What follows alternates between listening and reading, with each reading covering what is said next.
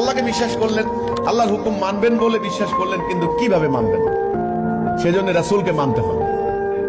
রাসূল না মানলে আপনি আল্লাহকে পাবেন কিভাবে? আল্লাহর কথা কিভাবে পাবেন?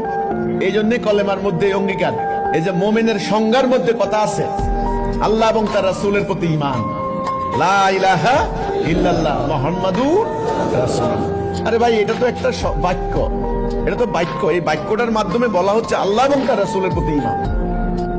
ঈমান আমার চূড়ান্ত সিদ্ধান্তদাতা কে? এই সিদ্ধান্তটা আমি কার মাধ্যমে পাইছি? বাস, রাসূল আমাদেরকে দিয়ে গেছেন এই সিদ্ধান্ত, আল্লাহর আদেশ নিষেধ সম্বলিত এই বিধান। এখন আমাদের রাষ্ট্র সমাজ চলবে এই বিধান। যদি আমরা এই বিধানটা মানি তবে আমরা আল্লাহর প্রতি ঈমান আনলাম, আমরা হলাম মুমিন জাতি। আমরা কি জাতি? মুমিন জাতি। আর আমরা যদি এই বিধানটা না মানি, আমরা জাতিগত হয়ে যাব কাফের জাতি, আমাদের পরিণাম হবে জাহান্নাম।